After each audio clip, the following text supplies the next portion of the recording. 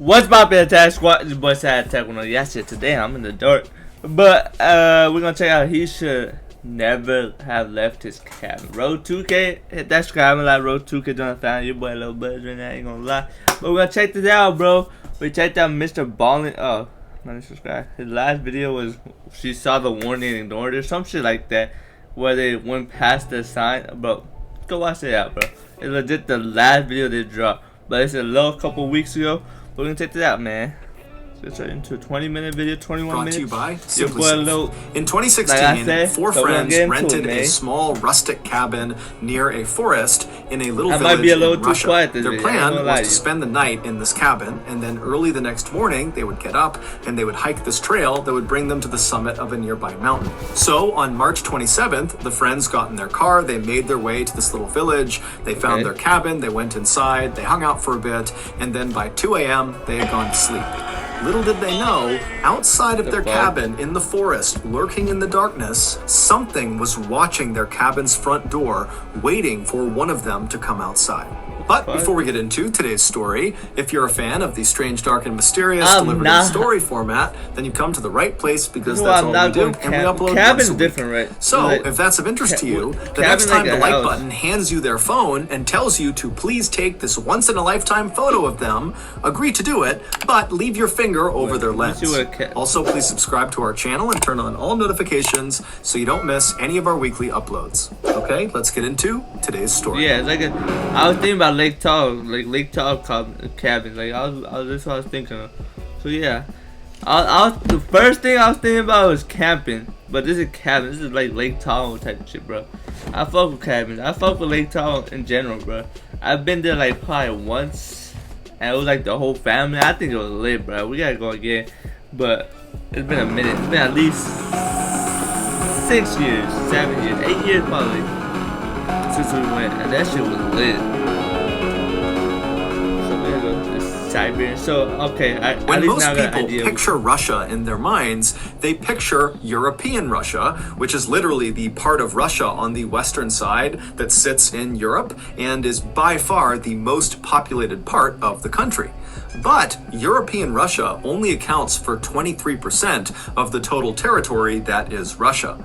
The other 77% is to the east of European Russia. It starts at the Ural mountain range and it extends all the way over 5 million square miles to the Pacific Ocean. And this vast, mostly forested expanse, which is 50 times bigger than the entire United Kingdom, is called Siberia. And Siberia is absolutely brutal. In Siberia, it is almost always freezing cold.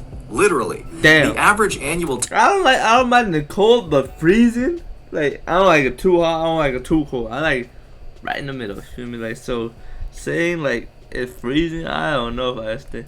Temperature across all of Siberia is 32.9 degrees Fahrenheit. So it is 0.9 degrees above freezing on average every single day. In addition to the extremely deadly weather that exists basically year-round in Siberia, Siberia is also home to a bunch of huge deadly animals, such as the brown bear, which is the same as the infamous grizzly bear in North America, the gray wolf, which not only is it cold, but there's animal, but deadly.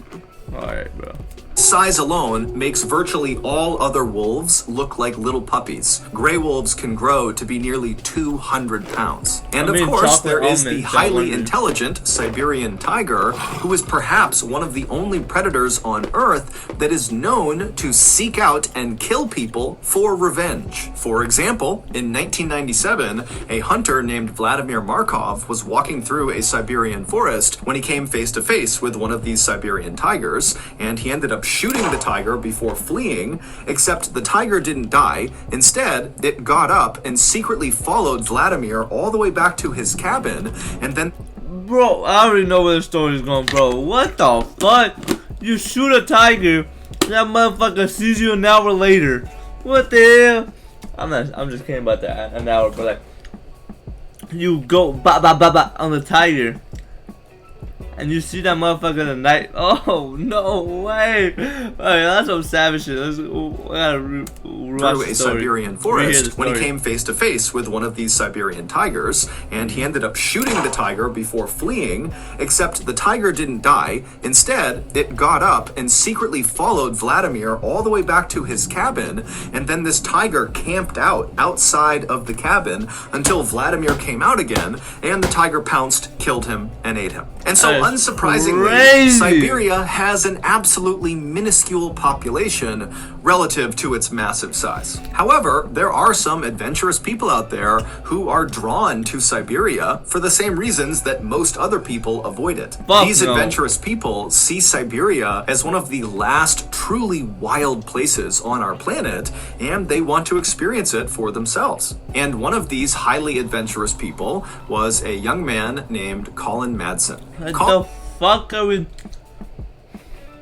I don't know, bro. Who came from a very successful American family, was a big outdoors enthusiast who at some point in his youth began researching Siberia because he fell in love with its rugged natural beauty. He quickly began researching not only Siberia, but Siberian culture and Russian culture, and also at some point he became fluent in the Russian language. Then, in 2013, when Colin was 22 years old, he left his home in Missouri and moved to Siberia. He settled in one of Siberia's few population centers, a city called Irkutsk, which is located in the southeast of Siberia and right along the edge of Lake Baikal, which is the world's deepest freshwater lake. Colin's Siberia plan was twofold. He would go to school while he was there, and he would go out and explore. And at first, his plan went perfectly. He was accepted into Moscow State Linguistic University in Irkutsk, and very quickly he made friends who were eager to accompany him on his adventures out into the Siberian wilderness. Wow. From his arrival in Siberia in 2013 to 2016, Colin did well in his studies, and he spent countless hours exploring the forests and mountainous areas all around Lake Baikal and right outside of Irkutsk. In fact, Colin became so familiar with this region that he began volunteering with a nonprofit in the area that went around marking new trails, which meant Colin was literally venturing into the wilds of Siberia and just marking the trail as he went. So when Colin's family heard about what happened... Like, why are people so happy to just go on some wild shit, bro? I get doing wild shit, like, it gives you, like, that feeling, bro, when it puts your life at danger, bro, I am not doing it at all. But I would never skydive. I know a lot of people do skydiving, but nah, bro, I'm not doing that, bro. I seen a couple people. Nah, I'm not doing skydiving. I'm not doing camping unless it's with other people where we have some shit where we could back ourselves, if you know what I mean. But other than that, bro, I'm not doing none of that shit, bro. I gotta have someone with me to protect me at all costs, bro. Him in 2016, they could not believe it. In March of 2016, Colin and 3 of his good hiking friends, one was American and 2 were Russian, decided they wanted to go on a hike together. They settled on hiking to the summit of Love Peak. I don't mind hiking. Hiking is different. Hiking is different. I don't It was a mind mountain hiking. located a few hours away from Irkutsk in a small village called Arshan. This hike was nothing compared to the gnarly Siberian wilderness hikes all 4 of these guys had been on before. The trail that led up to Love Peak, it was fairly steep, but it was incredibly well marked, and all 4 of these guys had hiked it several times before. Damn, okay. However, because Colin and his friends were so experienced at hiking in Siberia, they knew that even the easiest hikes needed to be respected, because Siberia was still Siberia. There were dangers that lurked everywhere. And so the men called ahead to the village of Arshan, and they rented one of these small rustic cabins that's in the village that sits right at the base of Love Peak, and it's kind of tucked away in this forest. And so that shit look easy as hell to break and fall like a tight whatever the fuck. Oh hell nah, that shit not even closed. that sits right at the base of Love Peak, and it's kind of tucked away in this forest. And so this cabin would serve as their sort of base camp and would allow them to arrive in Arshan, get their gear together, and then when they were ready, they could begin this hike to the summit. And so a few days later, on March 27th, Colin and his 3 friends loaded up their car and they drove west to Arshan. And when they got there, they stopped at a local store and got some supplies and then made their way to their cabin. Their cabin was just a single room with a few beds inside of it. It was enough to protect them from... Is that even a bed, bro? I feel it though. I've slept on shit like this, but like, bro, you calling this a bed right here? What the fuck is that? Is it like a tiny ass elements, but really mattress? Nothing more. Right. As for a toilet, the cabin didn't have one, but there was an outhouse outside that they could use. So after the friends moved into the cabin and claimed their beds and put their things down, they all sat down and began prepping their gear and eating some food and chatting. And then finally, at 2 a.m., they decided they needed to go to sleep because their plan was to get on the path up to Love Peak by 7 a.m., which meant they needed to get up at 5 a.m. to make their final preparations. Damn. So at 2 a.m., the lights in the cabin turned off and the friends all fell asleep. I'm assuming these do pass. So you had 3 hours of sleep. Oh hell no. Oh hell. 3 hours later, at 5 a.m., when the lights came back on again, it was immediately clear something was wrong. Colin was not in his bed. His friends assumed, when they looked over at his bed and saw his personal belongings were all still there, that Colin must have gotten up and headed outside, maybe to use the outhouse or go for a quick walk, and they just hadn't heard him leaving. And so the 3 friends initially just kind of shrugged off Colin's absence and said, you know, he'll be back any minute, most likely, and if for some reason he's not back soon, he'll certainly be back by 7 a.m., because that was the agreed upon time they would leave for this hike. But as the minutes ticked closer and closer to 7 a.m. and Colin still had not shown up or tried to call them or do anything, the friends started to worry. It just didn't make any sense that Colin would just get up and leave without telling them where he was going. Finally, at 7 a.m., when Colin still I'm trying to imagine what I would think, bro. Imagine your friend or something going, like, bro, what? I'm trying to, bro, that is scary. Shown up, and the friends' cursory search of the outside area near the cabin had yielded no results, they decided they had to tell someone. And so they wrote a note addressed to Colin, and they put it on the front of their cabin door. And this note basically just told Colin, you know, if you come back here and you see this note, know that we're looking for you. So stay put or tell someone you're here. And so after putting up this note, the friends left the cabin and they headed to the nearest police station where they reported Colin missing. The police would eventually launch this huge search in and around. I'm glad they did that instead of continue the hike. You know, some people would have continued the hike and come back and see if he was back, but like Arshan, both in the forested area right around the village and then also up into the mountains near Love Peak. But despite this huge effort, no one could find Colin, at least not at first. Bro was Aiden? At first, okay. We're gonna find out. A couple of months ago, I was laying in bed when I heard this strange tapping sound coming from my downstairs. Now, as I'm laying there, I'm trying to run through the different scenarios of what this sound could be when this tapping sound gets loud. Yo, don't do that shit, bro. What the fuck is that sponsor, bro?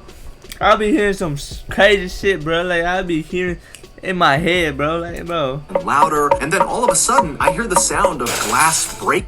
And I'm looking across my living room. Shut the fuck up. Alright, relax. To run carrying relax. Aimed at that window just in case this happened. And so within seconds, I was firing that cannon off, and Mr. Landshark was land dead. Now, of course, and you'd be wrong, because studies have shown 100% of all people in the world will at some point come face to face with a predatory land shark who is attempting to rob your home. And so if that hasn't happened to you, bro, an emergency. I'm at the crib all alone right Once now. it's installed, SimpliSafe agents will monitor your home 24/7, and they will immediately dispatch police, firefighters, or EMTs in an emergency, like when the inevitable Landshark attempted burglary on your home occurs. SimpliSafe is also super cheap. It's less than $1 a day. Also with SimpliSafe, there are no long-term contracts. So, and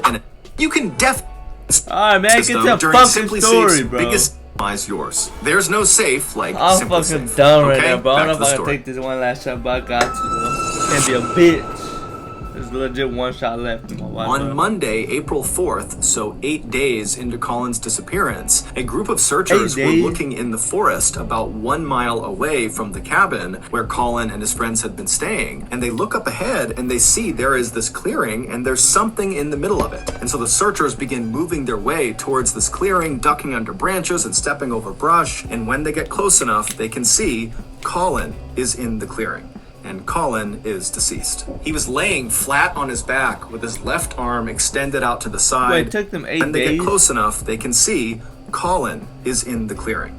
And Colin is deceased. He was laying flat on his back with his left arm extended out to the side and his right arm extended but closer to his body, and both of his hands were clenched in tight fists. And on his hands and his wrists were visible abrasions and cuts, which later would be determined to have most likely been caused from someone or something holding on to him, trying to restrain Colin. Colin also had visible abrasions and cuts on the front of his neck. Colin's clothing, which consisted of a long-sleeve thermal shirt, heavy pants, and hiking boots, were ripped and torn in several places. And interestingly, Colin was not wearing socks under his boots. Now that seems inconsequential, but Colin had had surgery on both of his ankles and had scar tissue on his ankles that if he didn't have socks on, those scars would rub against the inside of his boot, and he said it was very painful. So he always wore socks. What the fuck? Also, Colin's body showed virtually no signs of decomposition, and all of his wounds and abrasions looked, quote, fresh, according to medical personnel. In short, Colin looked like he had recently been in some sort of physical altercation, and whoever or whatever he was grappling with had eventually overpowered him and killed him, although it was not clear how he actually died. Russian authorities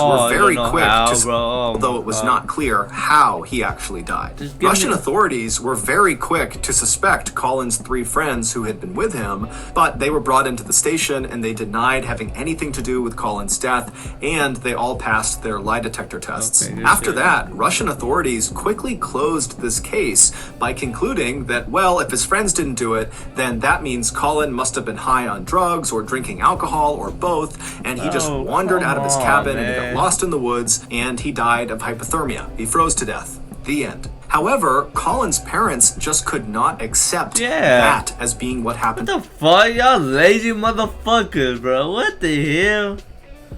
I would not accept that too. Hey, W. Colin's stepfather and mother. Good shit, bro. What the fuck? That's the laziest excuse ever. Wasn't these 3 people? Alright, fuck you. There were a lot of reasons for skepticism, but the main one was that Colin was an absolute expert at navigating this particular region of Siberia. And so the idea that he would leave his cabin for a quick walk or something and get so completely lost that he would die 8 days later seemed way too far-fetched. And so Colin's parents hired a US-based private lab to do a review of Russia's autopsy of Colin to give their opinion if the autopsy was accurate or not. And this US-based lab pretty much immediately found that the Russian autopsy was not remotely accurate. Number 1, Colin was not under the influence of alcohol or drugs. He was sober. Although technically he did have very small amounts of THC in his urine.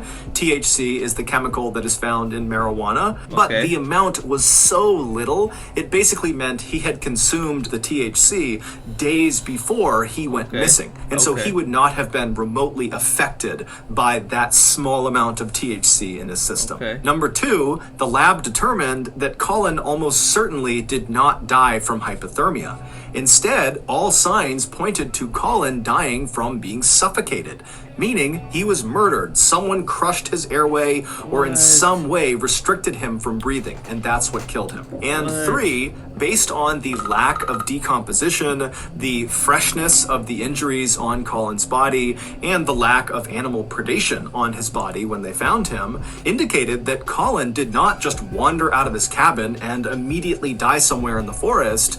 Instead, he was alive for most of the time people were looking for him.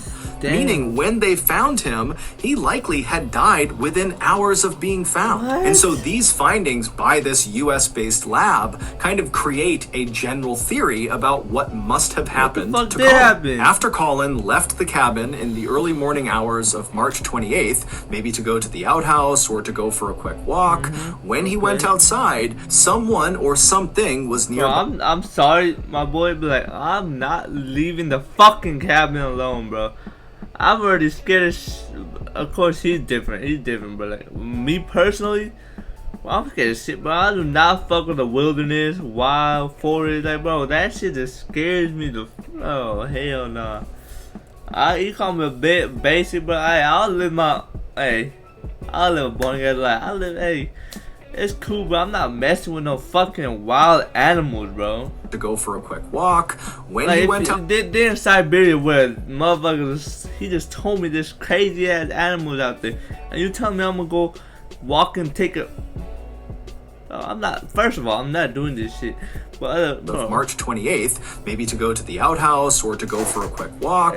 When he went outside, someone or something was nearby, and they either lured Colin to them or they straight up ambushed Colin and took him away. Now we have no idea what happened to Colin after he was abducted. There's no way in hell someone lured you in. I'm sorry, Colin. If someone lured you in, I don't know what to tell you, my boy, but like, I'm giving a benefit of that. I'm saying you got ambushed, bro. But we can safely assume that after being abducted and taken somewhere, he was alive, and he stayed alive for several days until on the 8th day of his disappearance, Colin was killed, likely by his captor. So he wasn't killed. I'm thinking of he suffered for like 7 days, like 4 days.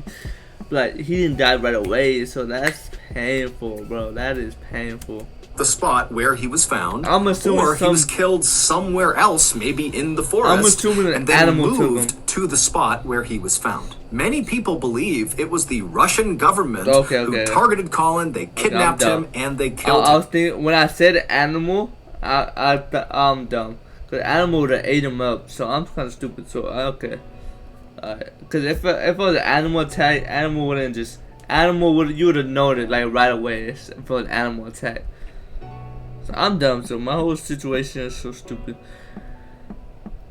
Because the animal, you would have realized it, because you would have took a piece of an egg or something, so you would have seen a bite mark or something. So I'm assuming my whole just cancel everything. It was the Russian government who targeted Colin. They kidnapped him and they killed him. And their botched investigation into his death was actually a calculated cover-up. Colin had participated in at least one peaceful environmentalist-led protest in Siberia, and after the protest, Colin apparently got a written warning by the Russian police not to attend another protest. But why would Colin, who was just one of many people involved in these protests, be singled out by the Russian government and killed for his participation? And why would the government elect to kill Colin when he was with 3 of his closest friends who would immediately notice his absence? It just doesn't add up. Today, Colin's parents are still trying to figure out what happened to their son, but unfortunately, their son's case is closed in Russia,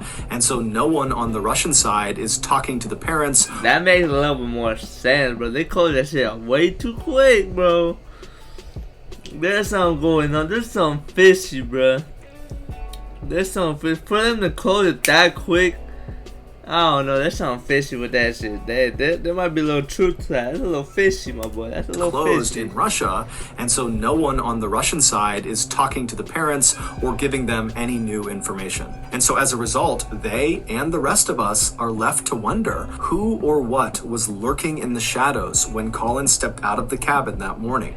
And then where did they take him? And what did they do to him for nearly a week before they killed him deep inside of that Siberian forest? That's crazy. Shake my head. So that's gonna do it. If you got something out of today's episode, this one was whack because we don't know the ending of it. But hey, respect to you, bro. I love these videos. Like I love these videos. And you haven't done this already, the next time the like button hands you their phone and asks you to Matter of take a fact, once-in-a-lifetime photo of I want to see what the comments say. I remember a time when Mr. Bowling didn't have 500k subscribers and he was uploading 3 to 4 or even 5 times a week. Those were some good times. That one. That just is cool. You just can't wait. Damn. He had 7 goddamn million. I'll round it up for you, my boy. You are damn near 7 million. These boys at these. Hey, she a W, bro. Lena, bro, I'm a little dumb right now. I'm gonna tell you right now. But she was with you at 500k. You had 7 mil damn near. Passengers sucked out a plane window. Oh, I should have reacted to that. What the fuck?